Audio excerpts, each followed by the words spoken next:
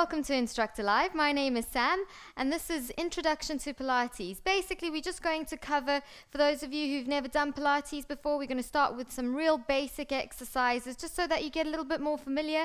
Also, if you haven't been doing exercise for a long period of time, this is also an ideal class to get started on, so that you just get reconnected to your body. So we're going to start, in always a good place to start is in standing.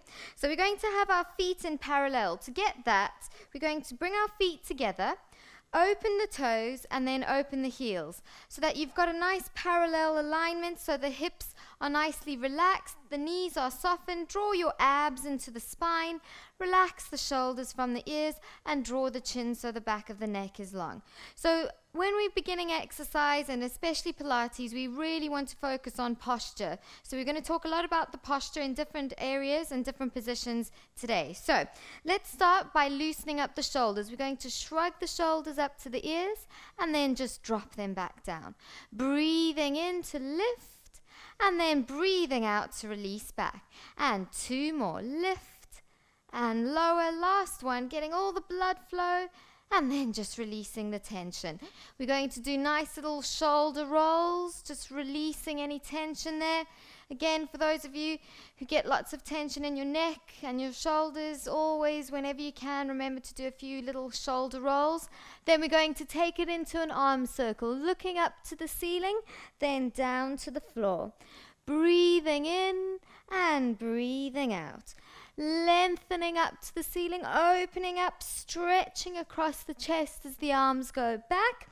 Then I'm going to give you the side version. We're going to link the hands behind the back, lift the arms up, and then we're going to sigh forward.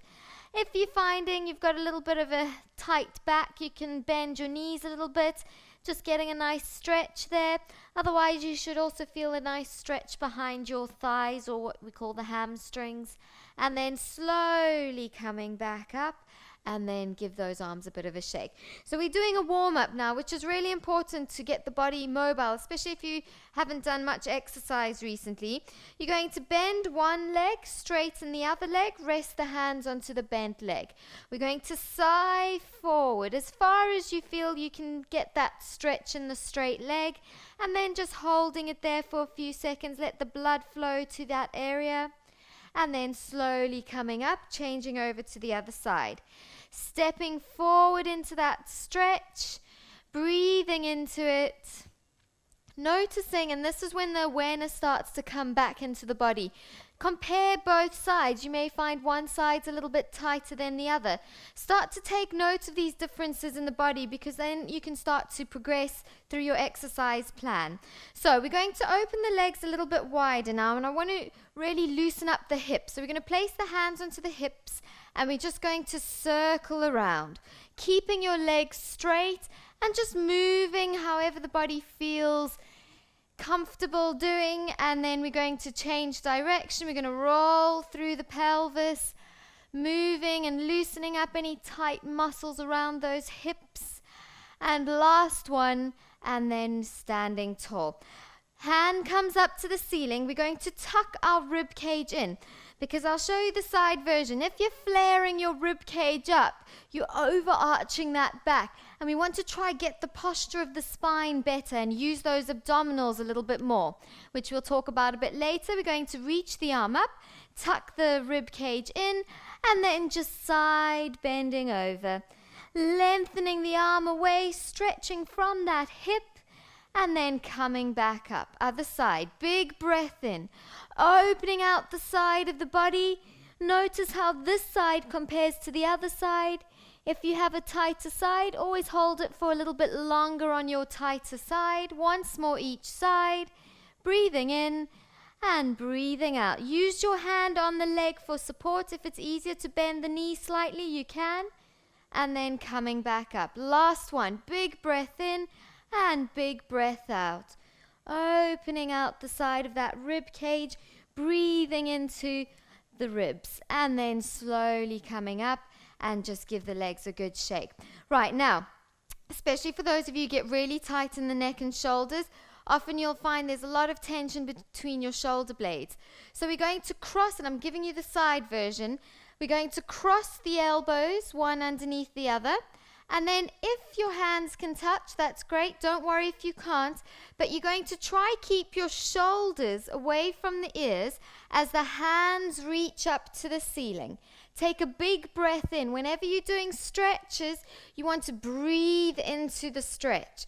It helps to bring all that oxygen and fresh blood to the area, and then just helps with flushing out any toxins there.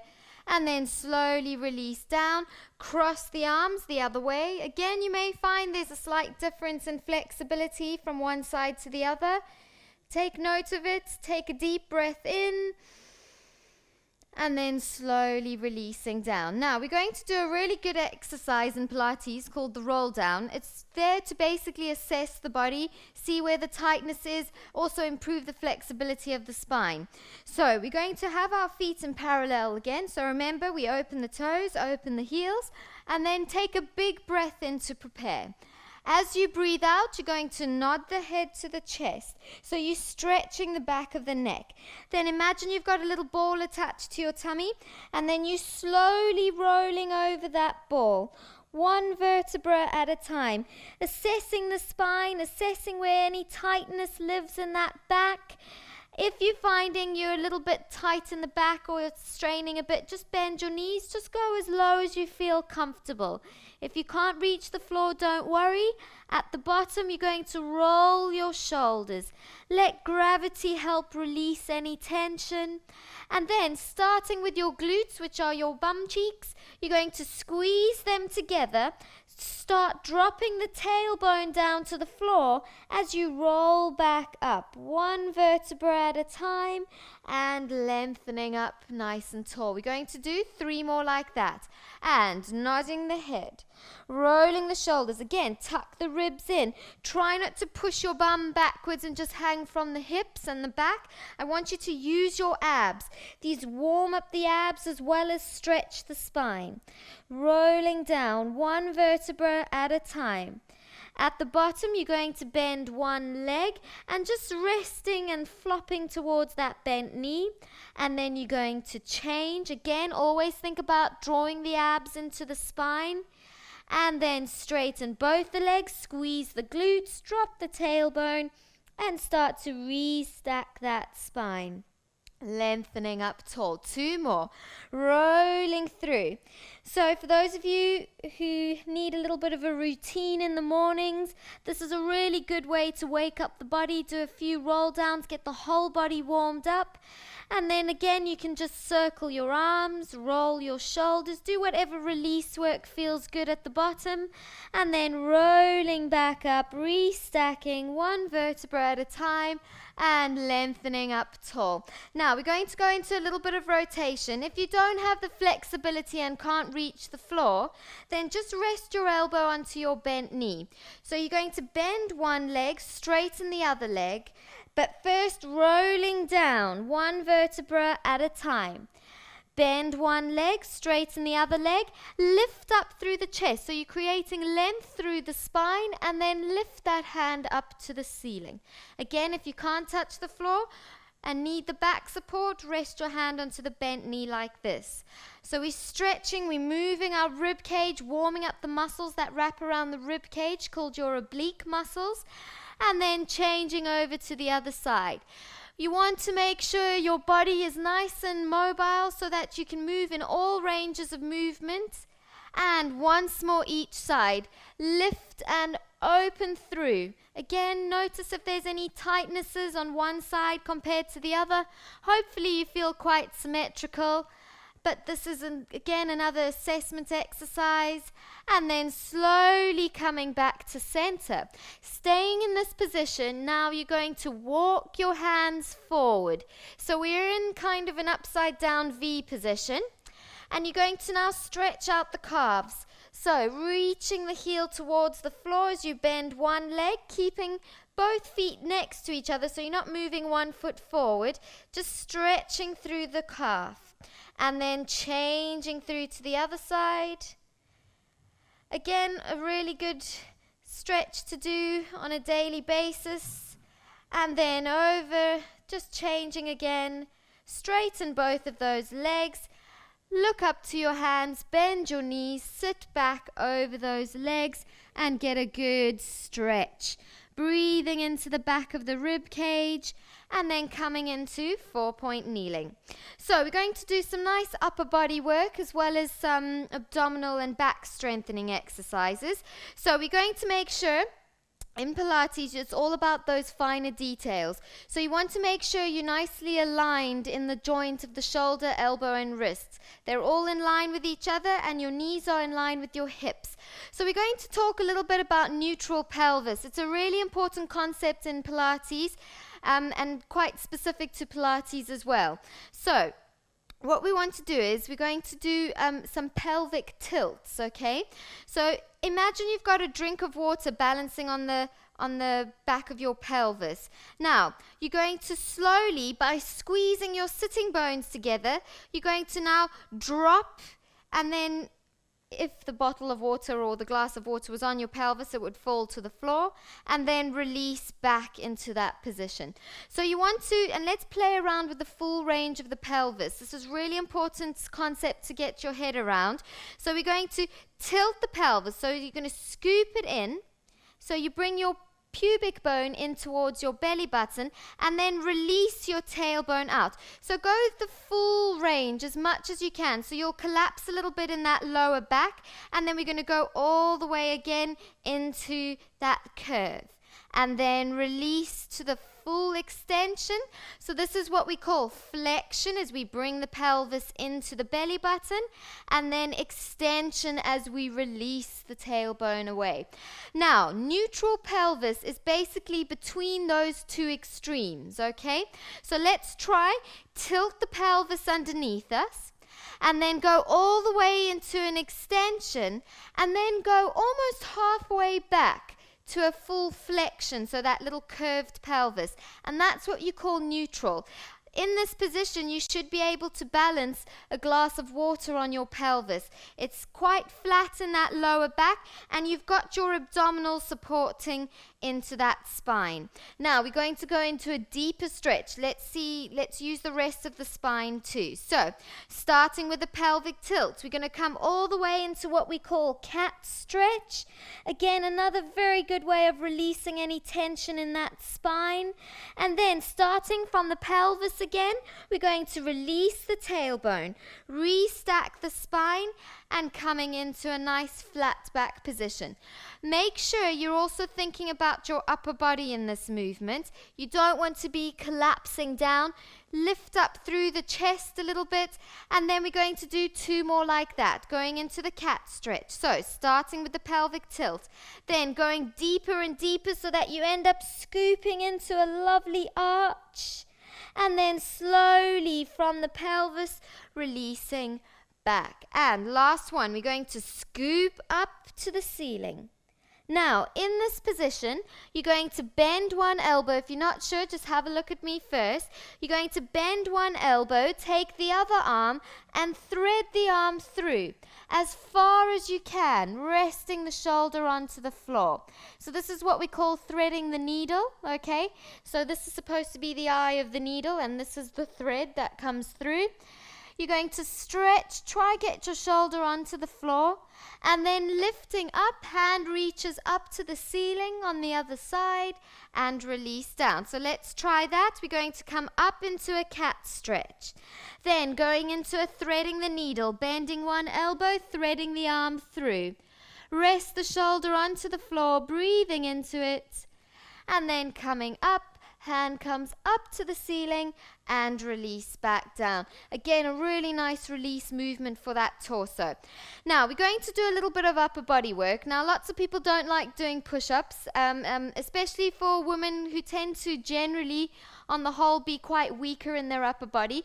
But it's really important to have a nice, strong upper body. It helps with your posture. And if you've got a good posture, it helps to relieve all those little aches and pains that we get from bad posture. So we're just going to do some very simple ones on the knees. Take a big step forward with the hands. Now you're going to lean forward so that your shoulders are over your wrists. Very important is that you're not collapsing into that lower back. You want to imagine you've got a little hammock underneath your belly button, and it's pulling you up to the ceiling. Then, keeping in that position, without dropping the head down to the floor, you're going to bend the elbows just a few centimeters and then pushing back up. So if you can go all the way down to the floor, that's great, but otherwise just go as low as you can bring yourself back up. So we're just going to do 5 of those. We're going to breathe in, bend the elbows, don't just drop the head. Keep the head lifted, keep the pelvis lifted, and just bend the elbows, and then pushing back up. Now, something else to add so that we're working a little bit more into the back of the arms. We're going to try, as we go down, instead of pushing our elbows out to the side, we're going to try bring it next to the rib cage and then coming back up. Let's do 2 more like that. Breathing in and breathing out. And last one, big breath in and big breath out. Come off those wrists and give them a little bit of a stretch. Circle those wrists around. Make sure that they're just relieving any tension. You'll find that over time, especially if you're not used to this position, the wrists might get a little bit uncomfortable at first, but over time they will start to strengthen. You'll get a lot more used to it. So it's always good to practice that. Okay, now we're going to do just one more, and this is to help strengthen up the back, okay? Very simple exercise. If you're finding it's a bit much on the wrists now, you're more than welcome to go into a really tight fist. So you're going to curl those fingers into a tight fist and then place them down like that, or if you'd prefer, just coming onto the elbows is fine. I'm going to have a nice flat palm on the floor, curl my toes, lift up through the chest. So again, think about that neutral pelvis, abs drawing in. You're not into a full curve or into a full extension. You're kind of halfway between. Then lift up through the chest, push into your toes as you hover your knees off the floor. And then slowly release back down. We're going to do 6 of those. So we're going to use our breath now as we do it. So we're going to breathe out as we lift the knees, even if it's just a centimeter. And then slowly release back down. So that action, and keep going as I talk, that action of lifting the knees off the floor help to work your abdominal muscles, especially there for the lower back, because you imagine that your legs are the weights for your abs. So as you lift the legs off the floor, your abs are having to lift and hold as well as those back muscles, and then slowly release back down. Very good, and I give it to all my people with bad back. This is a really quick way to get those abs nice and strong. Let's do 2 more. And breathing out to lift, keep the head lifted, and then release back down. Last one, we're going to try hold it up there for 5 seconds. Don't worry if you can't do 5 and you can only do 2 seconds, that's fine. But we're going to hold, and we're going to continue breathing throughout this hold. And another 3 seconds. 2, 1, and slowly release down. Come off those wrists and give it a good little circle there in both directions, and just give it a good shake. Right, enough of that. We're going to now move on to, and I'll swing my legs round. We're going to move on to our backs, okay? So sometimes people need a hand getting down to the floor, in which case I'll just show you a move that you can do because it is quite useful, especially if you've had issues in the past. You take 1 step forward, rest your hands onto that front leg, and then bend the leg, bend the other leg, rest the knee onto the floor. Bring the other knee to meet it, and then you're a lot closer to the mat, and then coming all the way down. Okay, all do what we did with the roll down, coming into 4-point kneeling, and then just making your way onto your back. So in this position, you're going to have, well, this is what we call supine position. It's basically the head is relaxed on the floor, the feet are on the mat with the legs bent. Again, you want that nice parallel alignment. So do the same thing we did in standing. We're going to open the toes, open the heels, and then it should be in line with your hip joints. Now, when we talk again about neutral pelvis in this position, I want you to really get a sense of what's going on in your spine. So lying on your back in this position, your head should be touching the floor. Your shoulders should be touching the floor as well as your rib cage.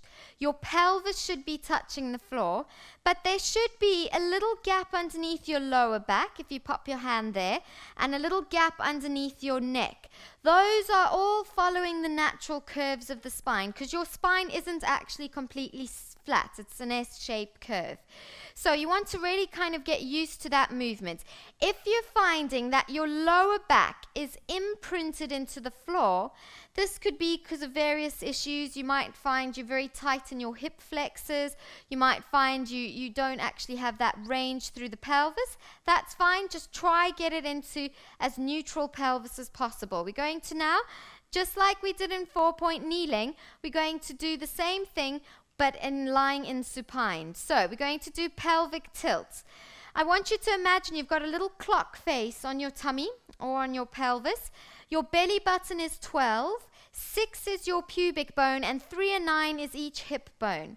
Now we're going to rock the pelvis from 12 to 6. So pop your hands onto your hips, and I want you to actually have a feeling of pulling your belly button down to the mat, squeezing your sitting bones together, and then imprinting the lower back into the mat, and then releasing back down. And we're going to do just a few like that. We're going to breathe out as we tilt the pelvis up to 12, and then breathing in, releasing down to 6. Again, these are those two extreme movements that we did in 4-point kneeling, but now we've got a lot more feedback from the floor. So we imprint the back to the mat, belly button draws down, pubic bone comes to the belly button, and then we go down to the tailbone. Last one, we're going to scoop up. Again, this is also really good for anybody who suffers from lower back issues, and then coming back to a nice mid position between those two extremes, and that's what we call neutral pelvis. You should still feel a slight little gap under the lower back. Now we're going to go into a bridge, a shoulder bridge, or an ab prep 1. There's different names, but they're the same exercise. We're going to now tilt the pelvis. So now our lower back is touching the floor. Then we're going to squeeze our bum cheeks together, because they're going to help to lift the pelvis off the floor. And we start to peel the spine off the mat, one vertebra at a time, so we're resting onto the shoulders. Then, big breath in. We're going to bring the arms up above the head. If they can reach the floor behind you, that's great. If you don't have the mobility in the shoulders, you can just keep the hands to the ceiling. Leaving the arms there, we're now going to hollow the chest and start to bring the spine back down through your center line, down along the spine, back to your neutral position of the pelvis, and then bring the arms back down. Let's do 2 more like that. So, tilt the pelvis, lift the pelvis onto the shoulders. Big breath in, arms come above the head, and then sighing back down. One vertebra at a time, again assessing the spine. Is there any tightness anywhere? And then bring the arms back down. Right, now we're going to add a little bit more onto that. So we're going to tilt the pelvis, lifting up onto the shoulders. Big breath in, arms come above the head. And then slowly and with control, we're going to lift one leg up into what we call tabletop position. And then slowly release back down. If you're finding it's a bit uncomfortable on the shoulders, just bring your hands up to the ceiling or onto the floor for a little extra stability. I'll leave them on the floor. We're going to pick the other leg up into tabletop and then slowly release back down. In fact, pop your hands on your hips, and I want you to think about your pelvis in this position. Don't let it dip to one side whenever you lift a leg up. You want to keep it level so that you're not twisting in your lower back, and this is really important for posture as well. Sometimes you'll find one bum cheek might feel a little bit weaker than the other. That's fine, it's perfectly normal. What you want to do is to start trying to build up the strength in your weaker glute. So this is again a very good assessment exercise of those glutes. If you're finding that when you lift one leg up. The leg that's still on the floor, that bum cheek feels a little bit weaker. All you do is you do a few extra leg lifts on that side just to start bringing up that symmetry. So let's just do once more each side, breathing out to lift, breathing in to lower. And other side, again, focus on that level pelvis, focus on the alignment of the leg, and then slowly ripple back down to the mat, hug the legs into the chest, stretching the lower back, breathing in, knees come into the chest, and then breathing out, release back down. And 2 more, big breath in. You can do this before you even get out of bed in the morning, and this will really help just to mobilize the spine, get the blood flowing through the body. Last one, and release the legs down to that mat. Right, now we're going to go into some abdominal exercises. Often a lot of people get really freaked out by the ab exercises, but if you've correctly set up, there's no reason why you can't do an ab curl. So I'll teach you 2 of the things that people do wrong when they do an ab curl. One, when their hands are underneath their head and they curl up, they pull on the neck, and it causes a lot of strain and tension in the neck and shoulders. So you want to imagine your hands are linked underneath your head, your shoulders are relaxed away from the ears, and your elbows are up in your sideline view. So do this with me. You take a breath in. I want you just to hover the head just an inch off the floor. Imagine you've got a little small orange underneath your chin and between the chin and the chest, and you're holding that orange. Then using your rib cage, you're going to pull yourself up. So again, a really good way to practice that head placement is even when you're walking around the house, popping an orange. It looks a little bit silly, but if you pop an orange underneath your chin and try to walk around with that and holding it there, it's that same distance that you want in your ab curl, so you don't put all that tension in the neck. The second thing people do wrong when they do an ab curl, and this is when that neutral pelvis comes into play. When they come up, they push their tummy out and they imprint their back into the floor. What that does is, and why Pilates is known for such good abdominal work, is because we keep a neutral pelvis. So we've been doing the pelvic tilts, it's that neutral pelvis. So you have the slight natural gap underneath your lower back, and you're using the full length of your abdominals. If your lower back is imprinting when you're coming up, you're shortening your abs and you're putting pressure into your lower back. So you don't want to be doing that, especially if you're doing lots of repetitions and you're constantly forcing that weight into your lower back rather than keeping in its natural anatomical position. So also when you come up, you don't want to be pushing your tummy out and kind of jarring into all the organs and the intestines that live in the torso. So you want to just make it a nice smooth movement. So let's do a few of those. Hands underneath the head, big breath in to prepare. Elbows up in your sideline view. Keep that neutral pelvis. So maybe do the pelvic rock, find the midpoint between those extremes, and that's neutral. So breathing in, we're going to hover the head. Feel the weight of the head relaxed in the hands. Then breathing out, we're going to curl up, lifting the shoulders off the floor if you can, without pulling the neck into the chest. And then slowly lower the shoulder blades down, but keep the head hovering up. Let's do another 5 like that. So breathing out, curling up. Keep your neutral pelvis. If you've made an imprint, just try release it. And then going back down a couple of inches and curling back up. And inhale to go back. Exhale to come back up. And last one, we're going to come up and we're going to hold that position. And we're going to continue breathing for 5, 4, building up that muscle stamina in those abs, and then slowly releasing back down. Okay, let's leave it at that for today because it's quite a lot to absorb, especially if this is your first time doing Pilates. We're going to come up into a sitting position. If you can cross your legs, that's great. Don't worry if you can't. You can always bring your legs in front of you and you can just sit like this. I'm going to cross my legs. We're just going to stretch out a little bit. Make sure, see how the body's feeling from side to side again. We're going to take a big breath in. Arm reaches up to the ceiling.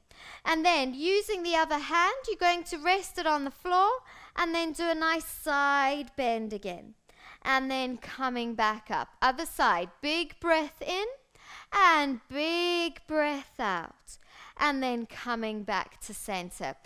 Slowly making your way up into standing. Now you can again come into this position, lift yourself up onto your knees, pick one leg up, use your hands for support, and then coming up into a standing position. So today, we only had half an hour. There's loads to still learn in this whole series of classes, but I really wanted you to understand the concept of neutral pelvis today and practice it at home, doing that pelvic tilt in the 4-point kneeling, in the lying on the back position, because it's going to be really important when we start to progress and get a little bit more into the Pilates practice. I hope it's been useful. Have a lovely day and I'll see you next time.